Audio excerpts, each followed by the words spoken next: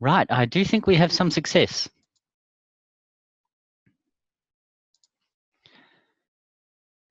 Right, now may I just check with folk?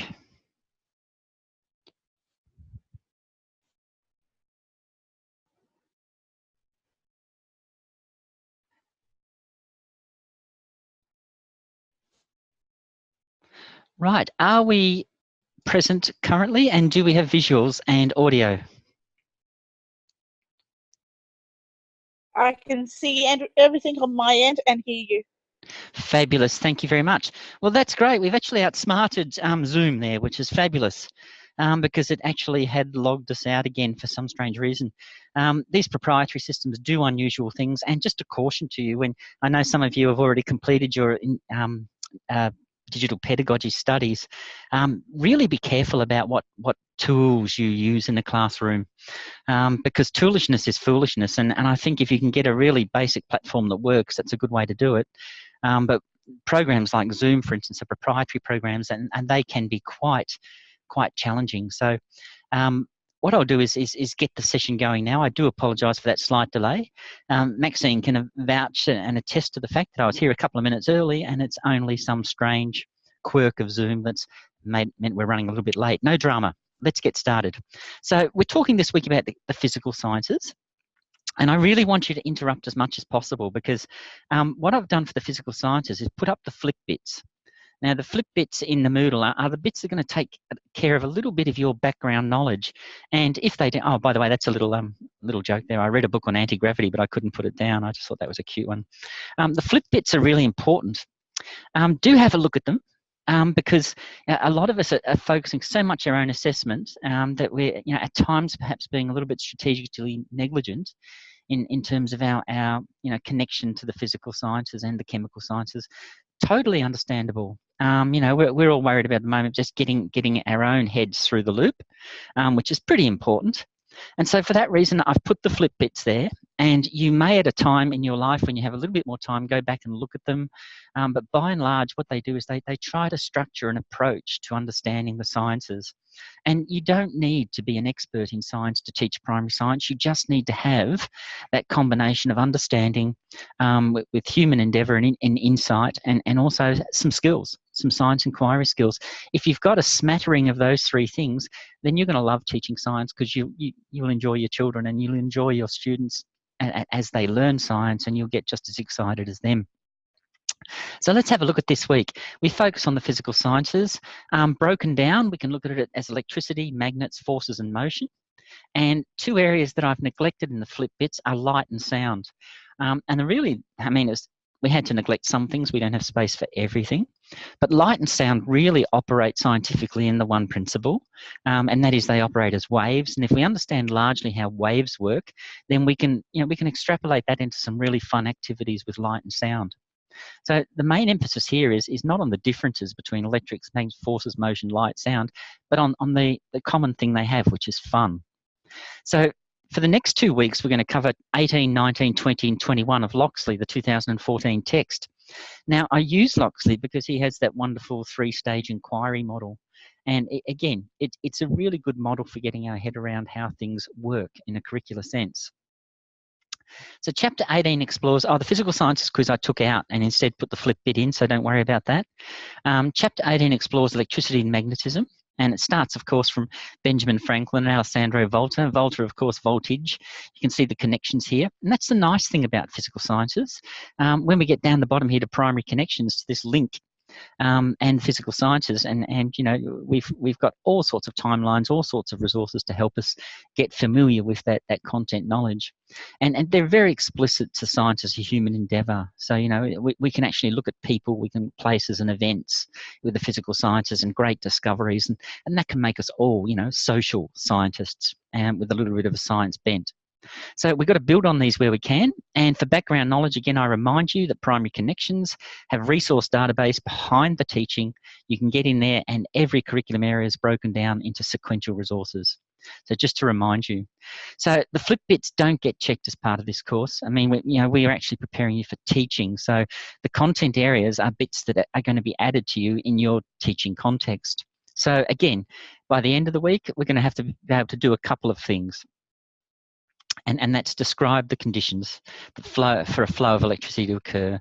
Draw simple electric circuits. List different types of forces. Now, we can do all of these things. We are more than capable of teaching the physical sciences. The nature of light, as I said, I have excluded that primarily because of space. We may come back to it next week. And sound, again, both wave-based vectors, so they work on a slightly different sense. Our key terms, of course, electricity, magnetism, force, light, sound. Now, I'm not going to spend too much time on these because the flip bits do that quite well.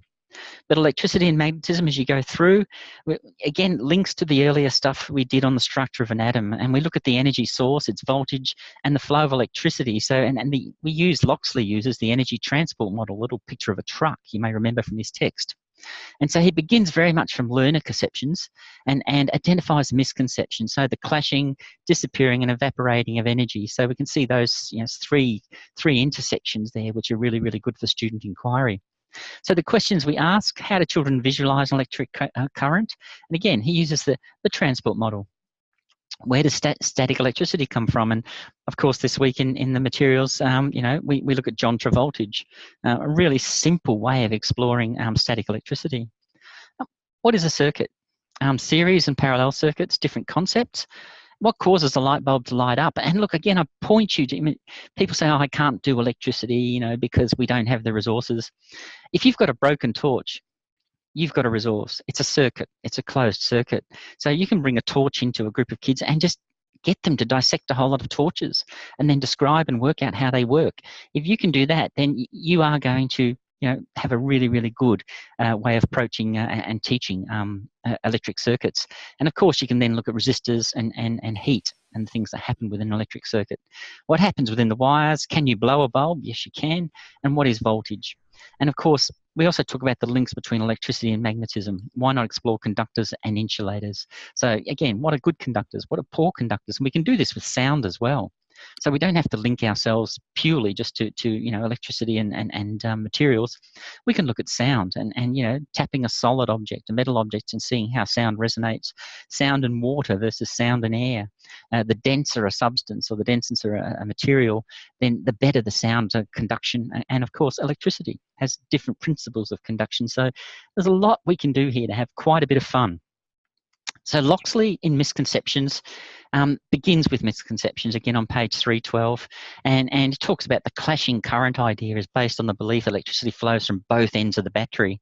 And he lists, and this is why I like Loxley, because he begins from where the learner begins. And that's really is a very, very big statement about what our task was this year in our assessment in this unit, beginning from where the learner begins.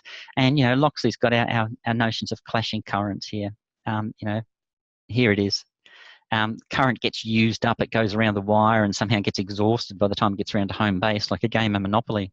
And some of the current is used up, so therefore over time a globe will dim and therefore the battery gets flatter. Some truth, but a lot of misconception. And students' conceptual models, again, a good inquiry, as we talked about with assessment task 1, good diagnostics will get a lot of information out of learners. We're going on this week. There's the transport model, as you can see, really simple one.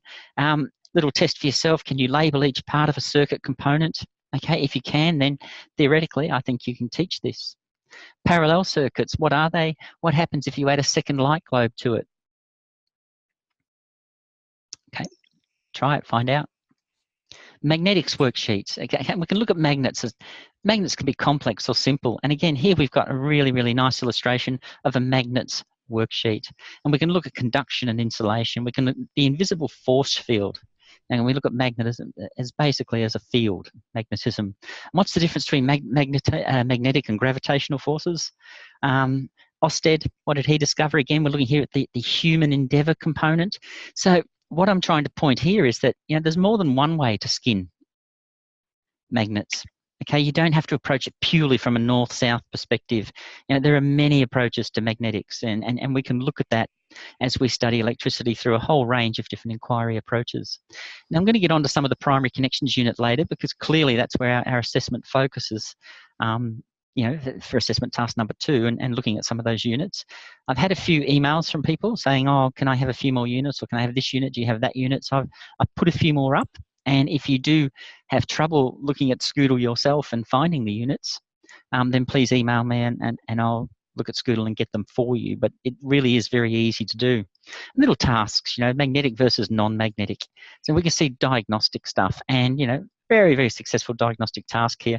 And we talked about that, in assessment task number 1. They don't have to be verbal. There can be a huge sort of analytic component to that, very visual.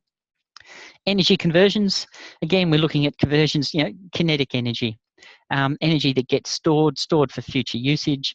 And again, we've talked about a concept map in previous weeks. Can you draw a concept map linking and explaining aspects of kinetic energy?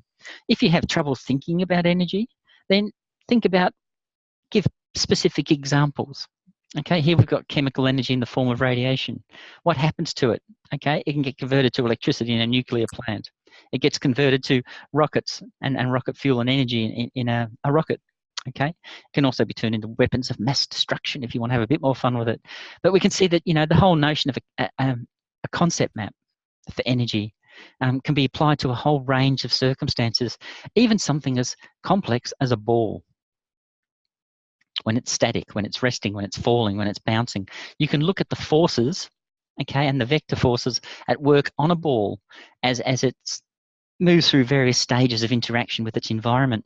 And again, we can go right back here to Aristotle. We can go to Newton's laws to explain how a ball does this. We can get as complex or as simple as we want.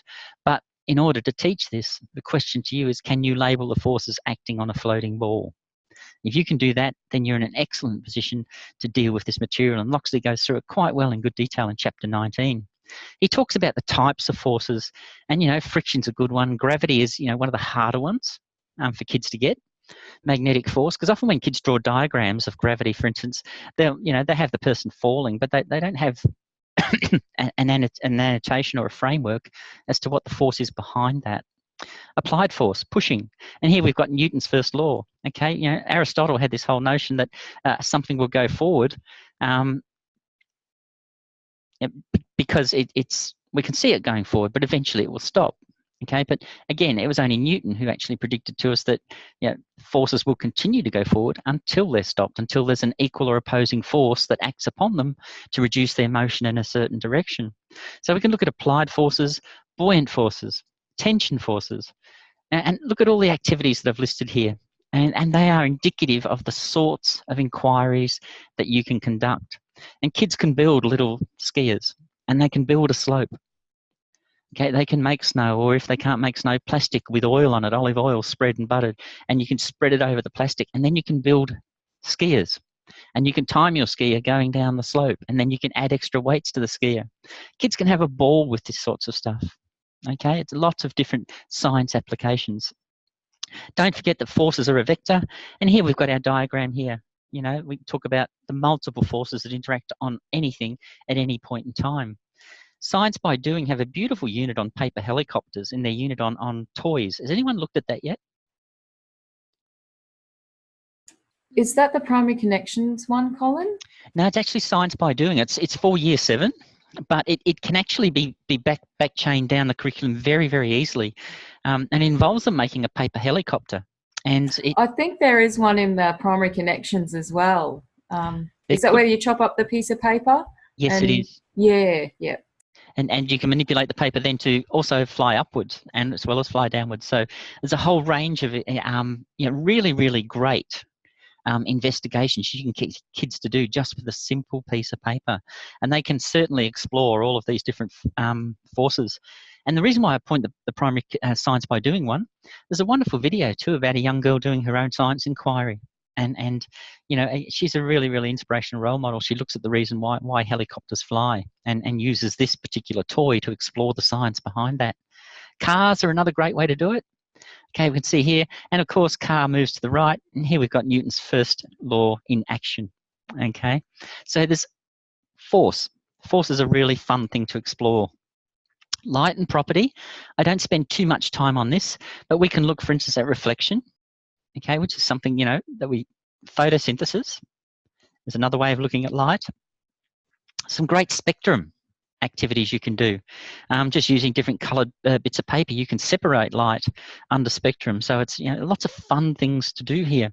And of course, we've got some different models here of the different ways that light comes together, the way it interacts on different properties with different effect, and of course exploring and illustrating and investigating the science behind all of that. So light is a lot of fun. Sound is a lot of fun too, because a lot of your students will play musical instruments, so you can actually do some good, really cross-curricular stuff with sound as well. Light, great way to include ICTs with light, and again, we can look at light from wavelength perspective, and it always moves away from its source, same as sound. You can see there, it's, the wavelength travels outwards from the source, and we can picture it as a kind of wave. It's got intensity and wavelength, and of course, and as the direction of the wave travels, of course, the intensity and length drops. So these are all things we can, simply by shouting across a playground, that we can actually illustrate these principles. And light, of course, is a radiant energy. Okay, and we can see all these different principles, and a whole range of things that we can include when we look at ICTs and light. So I'm just planting the seed here, saying even though we think of the science as a body of knowledge that we have to learn, a lot of it actually is a lot of activities we can go through and have a lot of fun with. And some of the primary connections units do this incredibly well. Slinkies, when I first met my wife, she had a pet slinky. I knew her back in grade 5. So, and her pet slinky, actually had a name and it had a little face and all kinds of things that you can do with slinkies. Of course, back in the 70s, slinkies were pretty sexy. Of course, nothing like Pokemon now, but Slinky was a lot of fun. And yeah, the Mexican wave is a fantastic example here. Getting your, having a look at the Mexican wave to explore wave, the power and movement of waves and particles.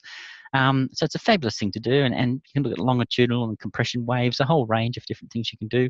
And setting up domino exercises too are a fabulous way to explore this stuff. So lots of things you can do. Amazing things you can do.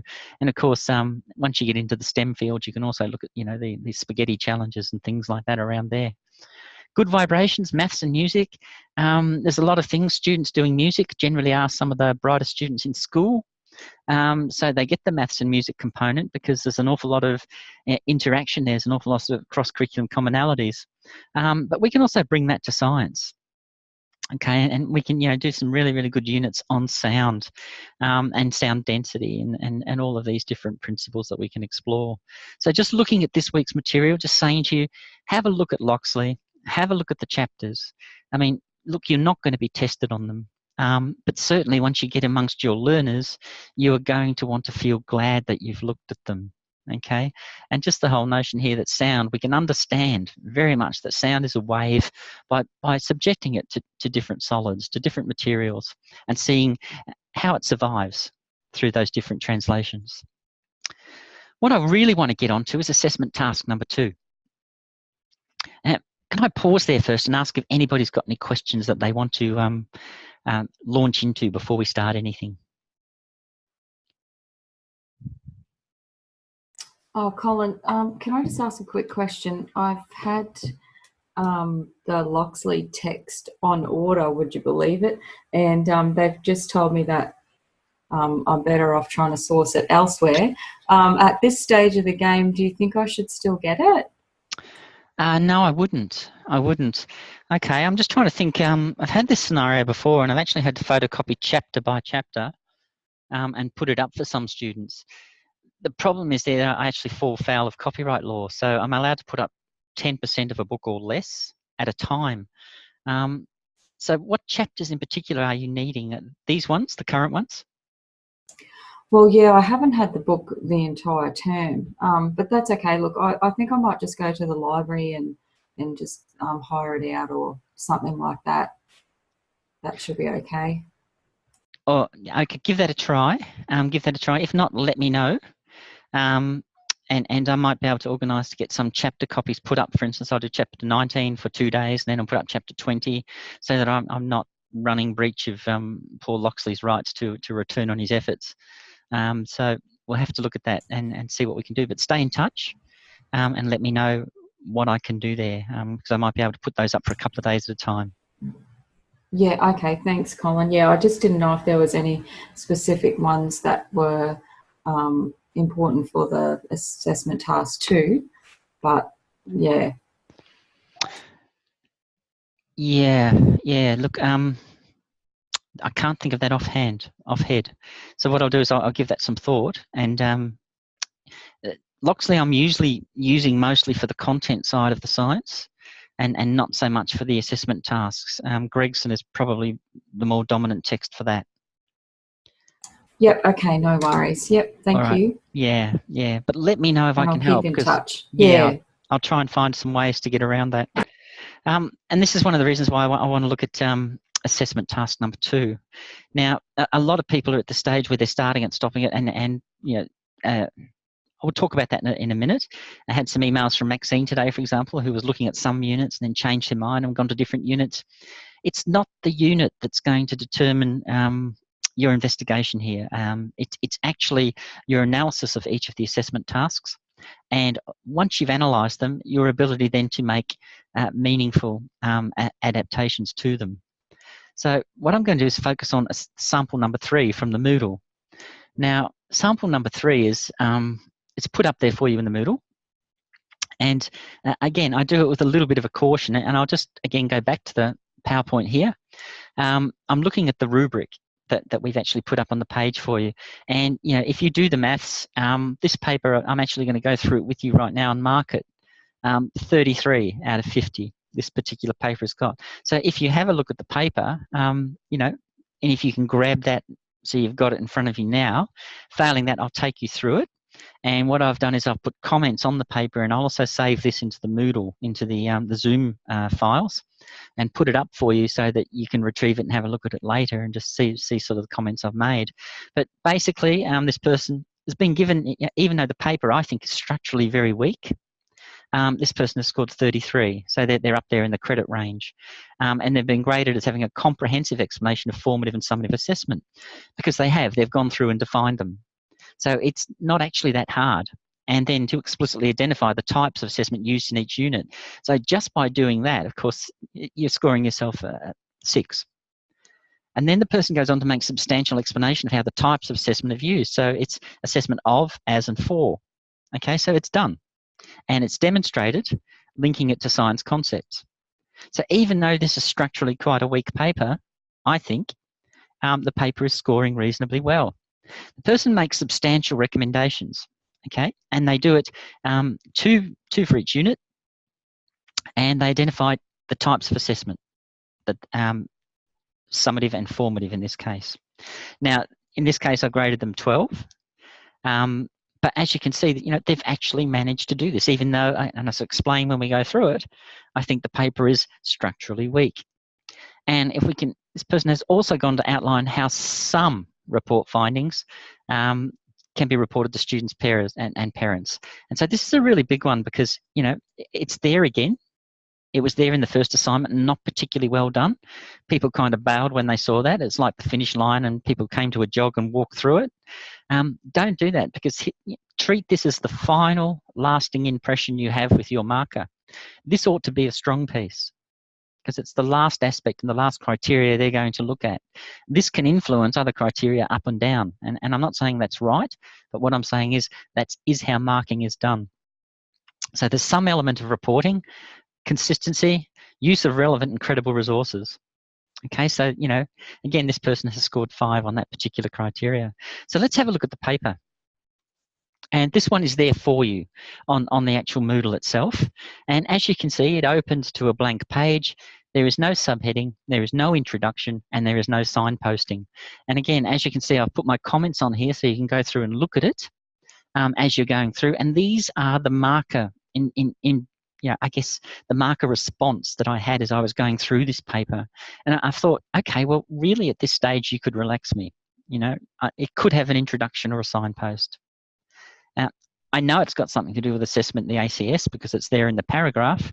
It quotes the QSA. I don't know why it's quoting the QSA, because the Queensland Studies Authority is quite different to ACARA, who handles the compulsory curricula, which really are the authors of the primary connections units and a whole range of other different things. But so for me, there's some immediate confusion here as a marker. I don't know what the student intends to do and why they intend to do it, but they're asking me basically just to follow them.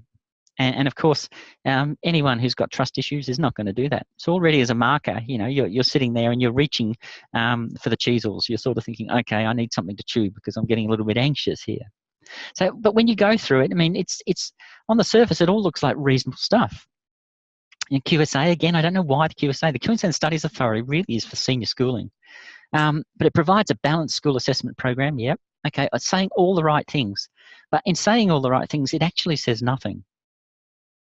So I still don't know where this is going, what the major contention is from this particular student, what they're thinking, where they want to take this journey of 3,500 words. Now, as a marker, you're sitting there looking there thinking, this is a 3,500 word tunnel I'm going down, and I'm not happy because I don't know where we're going. So put them at ease, include them, and that's just as simple as bringing them into the picture of where you're going. They then begin this really interesting discussion here where they start to launch into assessment. It's divided into 3 main areas. Well, okay, yep, but why have you raised that? You've gone straight into assessment types. Where's the context for that? It's really important that you bring the marker along with your thinking. There's a certain risk here that, we get to right answerism. Okay, I need to do this, I need to do that, so I'm going to do it. Think about where you're going to take the marker. Think about, how you're linking things together. And, some of the things here, right at this stage, I saw, that dreadful word, Gregson. And I'm just watching the Gregsons mount up, and I'm thinking, gee, these buggers breed like rabbits. Look at that, Gregsons all over the page running wild. I mean, this is insane. And all of a sudden I got to this point, and I thought, Gregson, oh no, Gregson is not a Bible. It's an invitation to read more widely. Gregson is low-hanging fruit. We've all been issued with a Gregson. It's like a clean pair of underpants. You put them on. Okay, you don't go flashing them around to everybody because it's a beginning point. So what we've got here is a summary of what Gregson says, something about assessment, and something about the Queensland Studies Authority. So already this student is starting to struggle in terms of bringing this together. Primary units, connections unit number 1, launches straight into feather, fur or fins. Now, I make the point here, this is an old sample, and that's why I felt safe putting it up, because biological sciences aren't included in this unit. So it's very much a message to you about to be cautious about what you're going to do in your paper, and not just to go verbatim into a unit, but to make sure that unit meets the assessment task. And it needs to be chemical or physical sciences. It can't be biological. Also, the student needs to make some comment about the consecutive nature of the units. So all of a sudden, we've gone from an introduction to the ACS, and we've gone to 3 types of assessment, and we're in a unit. And at the moment, my head's spinning like I'm in an episode of The Exorcist here. I'm thinking, how did we get here? Okay, we're here. Just be patient. Stay with it. It'll explain itself eventually, I'm sure. But what's connected to this? I mean, I know the student, and here's the tragedy. The student knows why they connect, because they've made the connections. The problem is they haven't made them explicit. And this is something that we need to do, make our thinking explicit. When you do your GTPA, when you finish your teaching, it's all about making explicit your graduate teaching skills. You can't simply say, yeah, I was there, I stood upright, I breathed in and out, and then the lesson ended. You've got to get up there and say, this is what I did. When I had a low-level achiever, this is what I did. To keep people in the mainstream on pace, this is what I did. When I had my high achievers, for people above level, this is what I did. And all of these capabilities. You need to explain it. You can't just throw it out there. And so what it does is erodes trust. So already you can see I'm 1 page in, 5 Gregsons in, and all of a sudden I have a feeling, an opinion where this paper's going to go. Now the rest of the paper, I've got to convince myself that there's more in it, that there's more in it now, because I'm thinking, okay, this is pretty surface. But again, we get to this stage, look at just read it for yourself. Throughout the primary connections year 3, biological sciences unit, the 5 E's teaching. Now, surely the 5 E's is important. And surely the 5 E's and BIBE should be mentioned. And that looks and smells like a knowledge gap. So don't fall into that hole, okay? Now, all of us, for some strange reason, we've gone into diagnostic assessment when this task is really about formative and summative. And again, the level of explanation we're getting, activities such as class discussions, science journal entries, creating a word wall are used to elicit students' prior knowledge about. Now, on the surface, that looks pretty good. But why is that there? What is the context? And I get myself down to this point. So there's some good elaborations, So there's evidence of curriculum knowledge. But you're leaving it up to the marker to make the connection as to why it's there. Okay, because all the explanation we've been given is in that one sentence. And again, that's what we mark. That's what, your explanations, your thinking. That's what we're trying to mark. We can all read a curriculum document. Okay, and there's Gregson again. My Gregson odometer it's off the radar. That's 5 on one page. And what does it say if a marker is paying more attention to the Gregsons than the content of the paper? Okay, it's sort of saying the paper's got to step up a bit. You know, it's probably not ticking the boxes that it could be ticking. And again, we're just labouring through these points. Notice just an asterisk and then a word wall. Now, the good news is this paper continues at this pace and at this level right throughout, and the student scores a credit. So my message is to you, if you can pick up even some of these shortfalls, if you can actually build on some of these obvious errors that people are making in their assessment, and well-intentioned errors, because the knowledge in this assignment is fine. It's just the presentation of that knowledge that lets it down. And up here, we've got, the student starts to get into it a little bit more by this stage. Okay, and student diversity is mentioned. And again, some of the strategies and thinking. But again, notice there's no references. Okay, and again, here's where you can bring, and this is what, it's a little bit like boasting when you bring a reference. You're saying, look, don't critique me if you think this is wrong, because, Bybee said this in 2008. So if you've got a problem, you go and speak to Bybee, because right now, I'm bringing him to the rumble. So, you can go through him first. And of course, Bybee is a source. Okay? So when you're looking at it this way, it's one thing to lay it out. It's another thing to actually support it. And I'll talk a little bit more about this as we go through. The student then just also launches into formative assessment. Well, that's okay, because they basically said there are 3 types, and diagnostic was first, formative was the second. So as a marker, I can relax and say, well, that's logical. Okay, I don't really understand the connection here, because she didn't tell me she was going to go there, but she's there. And again, it would have been stronger, if she could have made some good stuff going on here. The student is actually analysing some of the resources, what makes something living, and she's going into the unit demonstrating knowledge of strategy. But again, it's knowledge of content. And formative assessment really is about concepts, isn't it? Something we learned from assessment task number 1. Bybee's model is conceptual change model. So when we get to the formative stage, we're about shifting concepts. And of course, we're not seeing any of that come through. So it's another missed opportunity. It's another potential knowledge gap. And we expose ourselves, we expose these knowledge gaps, even though they may not be there. It's just a simple matter of not presenting the information that we could possibly have presented. Now, the student then goes through aspects of formative assessment. And I want you to think about this. This paper scored a credit. But when you look at it, it's a little bit messy, isn't it? It's a lot of thoughts strewn over a page, and the marker's having to read really closely and carefully, because the only differentiating points are asterisks and dot points. There's not very many connecting sentences. There's not very many illuminating insights. So we're seeing the marker here stepping through these stages saying, okay, I trust you, I'm staying with this, so on, so on, so on. So it's all of these different challenges, and that a marker's got to deal with. And also the student is trying to mediate too. And again, when we come through to this, knowledge is reflexively constructed and students experience feelings of achievement.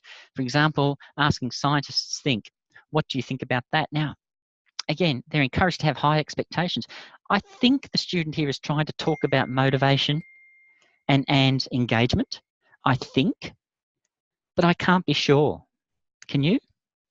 So how is it possible to tick that criteria? Is they're actually talking about overcoming anxiety, risk-taking, being highly motivating. Says who? Can you at least throw us a line? I love that famous Dr. Evil line, which is, I'm the boss, give me a frickin' clue. That's sitting here. Tell us where you're getting that from. You're getting it from somewhere. You're doing the hard work. You're making the connections. Now just go to the next step. And of course, Gregson pops up again. He reappears, and here we go, Gregson number 8, and I'm losing the will to live. But first, before we go there, think about the formatting of ideas and the unit layout there. I won't give it away, but each assessment type is treated the same. It's as if though that they all coexist. So there's no conceptual work being done here. There's no differentiation of the learner's journey. What we're talking about here is really just stepwise explanations. So please have a look at this. Have a close look at it, because these are the key things. If the only thing I'm noticing is Gregson, then it means I'm not noticing what should be there.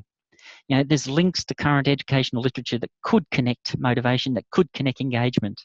So don't fall into this trap of thinking because I write it down and it's there, it's believable. You've actually got to make the connections. The student moves on to summative assessment, and look, let's face it, by this stage as a marker, I'm resigned to the fact that I'm going to get 3 meat and veggies, diagnostic, formative, summative. That's it. My meat and veggies are going to be served up. The student's just going to keep slapping them on the plate, and I can't expect for too much by way of spice and flavour. And I think summative, a little quote here. It takes place during the elaborate and evaluate stage. Of course it does, but get some brownie points. Reference it to Bybee, reference it to the unit, show context and critical judgment. Again, judgments are made by teachers on whether students achieve below. Okay, so should we know what those standards are? So all of a sudden we're talking about achievement standards and they haven't been introduced. Now this paper's getting a credit, so my message to you is relax. Okay, there is a lot you can do just by slowing down, breathing and doing, the student dance when you're writing essays. And one technique I offer you later is if you're not sure you're doing this, then read through your assignment, read it onto a tape recorder or a voice recorder and sit back and listen to it and see whether you actually are convincing in the way that you want to be convincing. Because if you're the only person that thinks you're convincing, then you better call the marker first and tell them that you'll mark the paper yourself. Okay? Class discussion. Now here we've gone into open-ended questions again. Nice move. I can see the rationale for that, but the question is why? Who talks about open-ended questions? Could it be Black and Willem that we really need to include? Okay. We got these resources. Now, look, don't be frightened of using Gregson. I saw that the line on the chat. Gregson has place, but Gregson is a surface. Gregson may raise, for instance, a learning or teaching strategy or assessment strategy, but then you can go below Gregson, sitting underneath Gregson, and all you need to do is read his chapter or her chapter, depending on who writes it, or their chapter, because some of them collaborative. And at the end of the chapter, there's a list of resources that they quote, and that will give you insight into whom they're actually referring to. And then, of course, CQU provides you with wonderful access to libraries. So again, we've gone into open-ended questioning, and again, without context. But there's some good stuff in here. Don't let me dismiss it. There's enough in here for the student potentially to have gone to the left side of their matrix. They potentially could have gone up into a distinction level. But it's again in the writing, in the communication of that knowledge that it's breaking down. And look, I could go through this forever. I've made lots of points through here. Another one I mentioned here, the author is working hard to demonstrate curriculum knowledge, and it's coming through, as is the pedagogical knowledge. Each item is linked to a learning strategy, but again, it's another missed opportunity. All that needs to be done now is linking it to the literature, and this goes from what a student says then to what a student has learned, which is really the purpose of assessment, isn't it? And again, we're going through each of these assessment tasks one by one, and they're all being treated the same. And it's a little bit ho-hum, isn't it? The student should be at this stage demonstrating discretion, discretion between conceptual development. And Gregson pops up again. This is Gregson number 10. So I'm reaching for another drink right now.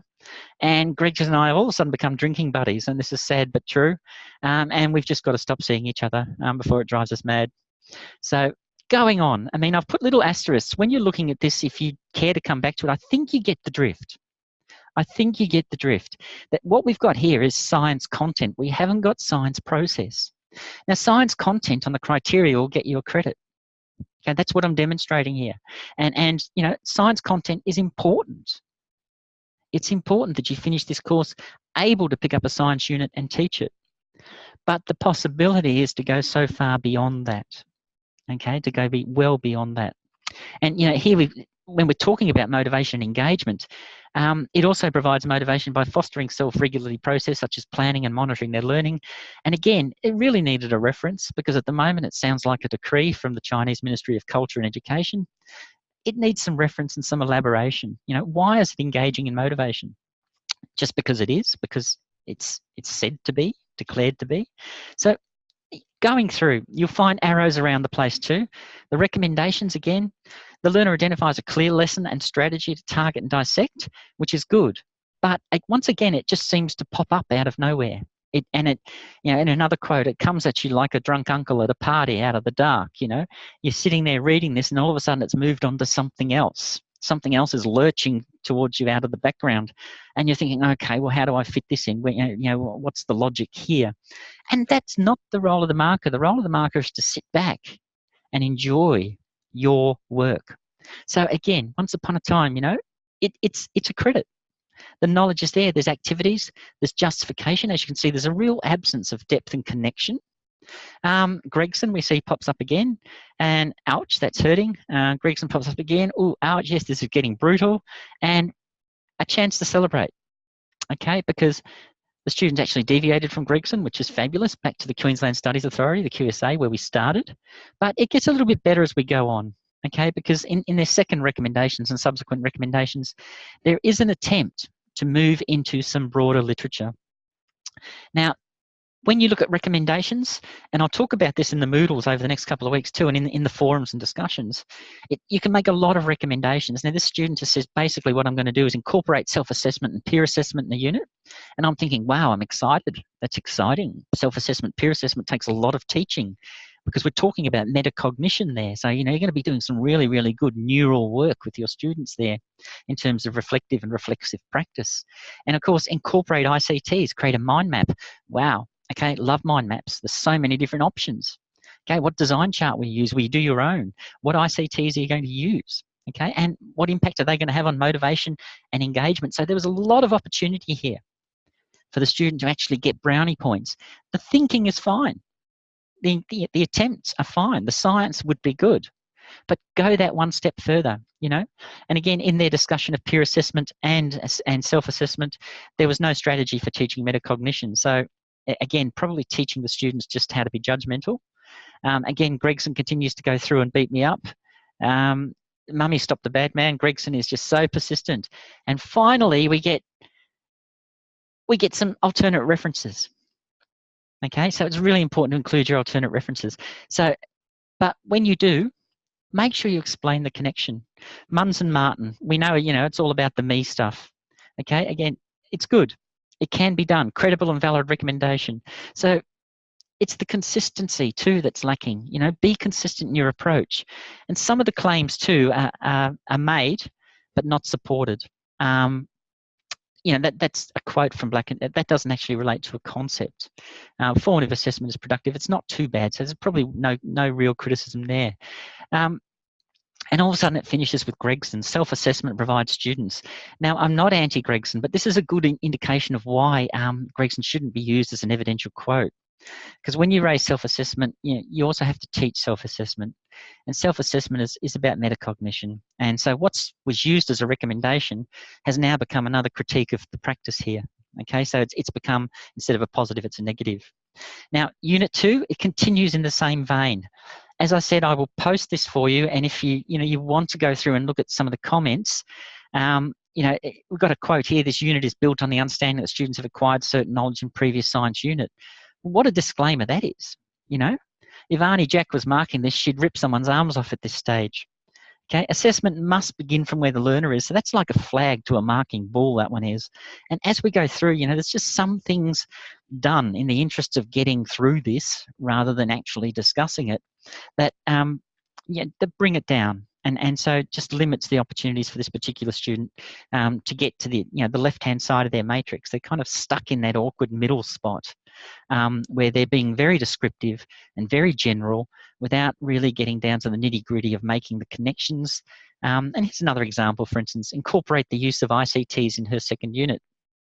Okay, but you've got to say how, where and why, which ICTs. Okay, because we all know that ICTs are potentially a good thing, but which ones? Because toolishness can be foolishness. Toolishness can actually reflect a high degree of lack of knowledge of learning rather than a degree of value adding. And again, some of the quotes going through here, they're justifications. They're not really attached to the content, so more work needed to be done to incorporate the quotes. And again, and do some of these authentic learning suggestions smell like a little bit inauthentic? And again, what we've got here is these are tacked on, these little authors' quotes, like ashtrays on the motorbike, and there are so many ashtrays on this motorbike that it's starting to topple over. But it gets a credit.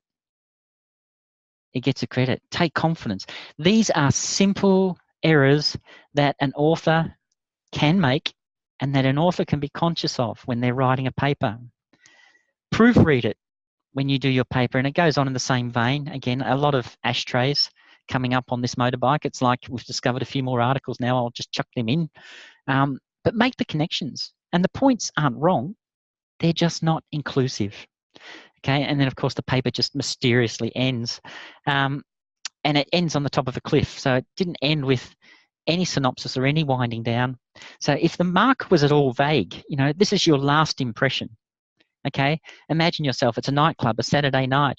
You didn't get the phone number, but you want to leave that person tantalized. So it's that last little conversation you have. Okay, or you don't have it, as this student has done. So at this point, you know, it's really important, you know, that final little act of seduction here. This paper has demonstrated. Okay, it has evaluated 2 learning units. It has pointed to the assessment sequence, diagnostic, formative, and summative in these 2 units and presented them in tables. It has then taken aspects of these and demonstrated how we can add value to these 2 assessment tasks by making recommendations for improvement. Recommendation number 1 was this. Recommendation number 2 was this. In unit number 2, my first recommendation was this, and my second recommendation was this. All in all, it is my belief that given current research, I have added value to the assessment task. Okay, simple closure. That's all we need. Now, once you've done that, you've got the marker on side, and they're sitting back and saying, well, I had a couple of issues with the paper. I thought this was, you know, maybe a little bit off that, but yeah, by the end, yep, I'm with the student. You know, I'm definitely with the student. They've convinced me that this is quite a believable and powerful argument. Is that at all helpful to you to see what it's like to sit down and go through the criteria and some of the common errors that it's possible to make with the best of intentions?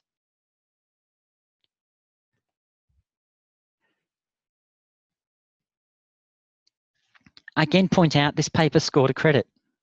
So the criteria do lean towards, you know, the criteria does steer you towards passing and perhaps getting a credit. A low credit here for work that, you know, could easily be pushed to a high credit, low distinction with just a second or third proofread. And then with, you know, sharing with a peer, someone else could point out to you some of the things that I've pointed out here.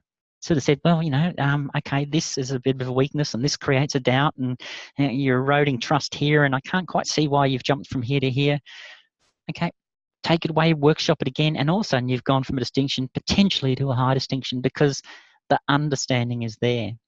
Get credit for your understanding. Here's an alternate approach. The units was the material world, I think was the unit. Snap, tear or stretch. The worksheet was at the formative stage. Real life connections. One of the recommendations was connect this unit more to the real world. How? By taking assessment number 3, which is a formative piece, which involved, that's right, it was an investigation, using pegs as tension tools to test the different tensile strengths of a range of materials. And again, the student recommends, instead of using pegs as pieces of material, be more advantaged to use real life examples of the materials, because the summative task here was to make a basket or a piece of clothing. So what they're doing is testing the materials for strength. And you see here that the student has linked this very explicitly to the work of Simpkins. And he talks about real life examples to generate maximum examples. So instead of using, you know, pieces of material and pegs, why not use actual bags?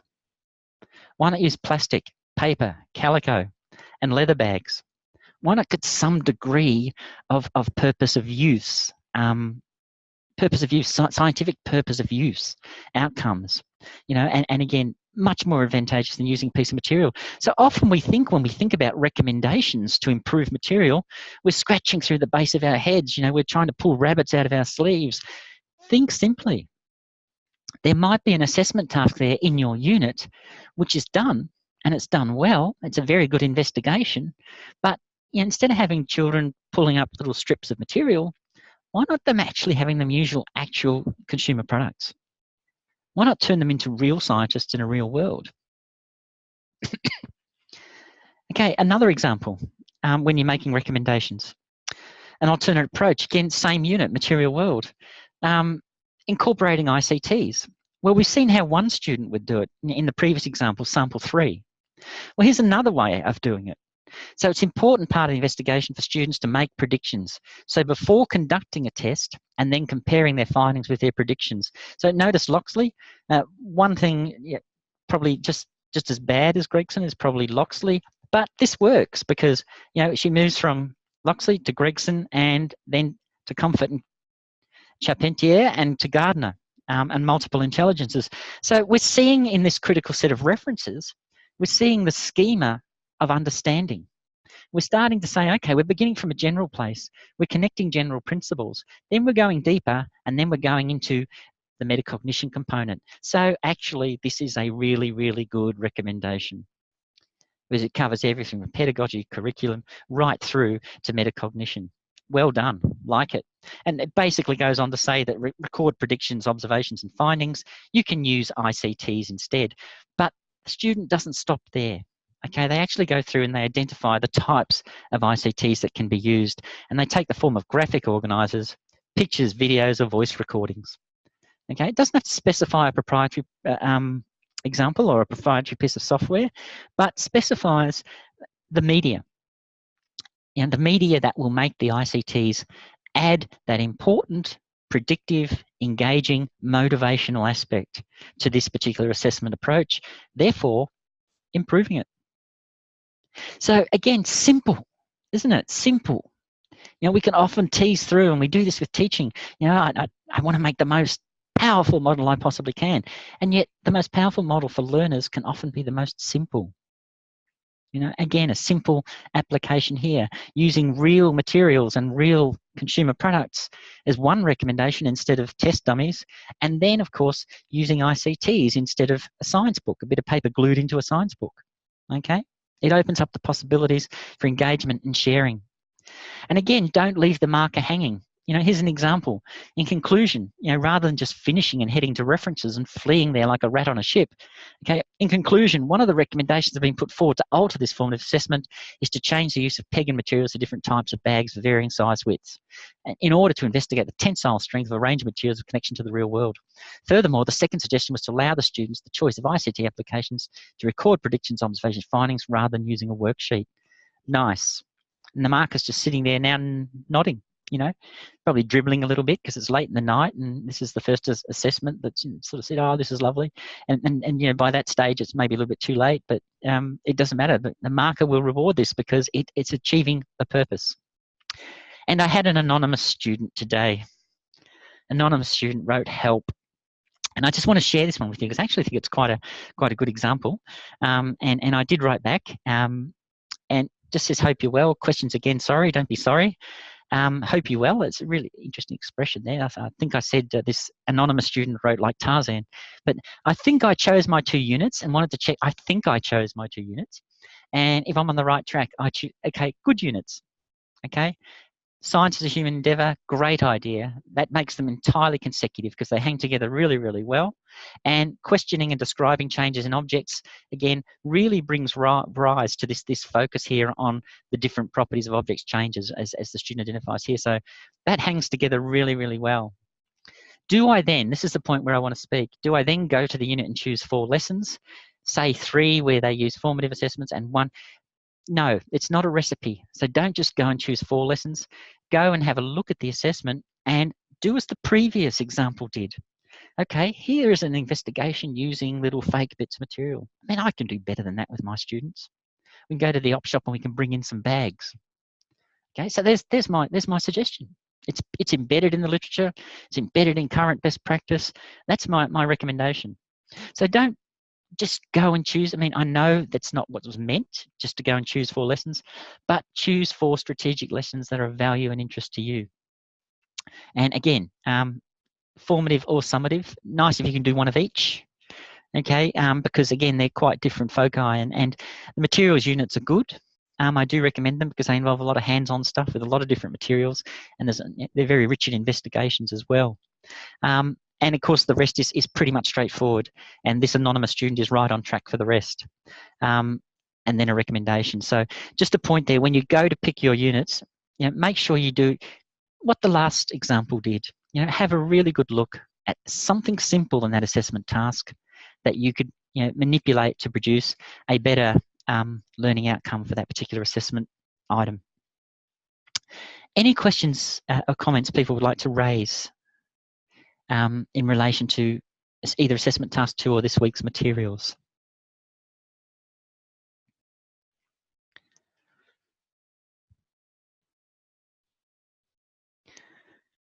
Oh, it's all gone very quiet.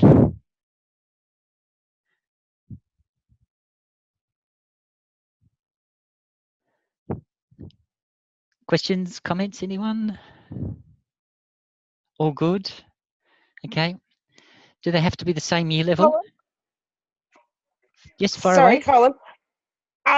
No, I'm fine after having my little conversation with you this morning on the discussion page. You've pointed me in the right direction now. I'm fine, thank you. Fabulous. Glad to hear it. So people are saying they're generally good. Do the units have to be in the same year level?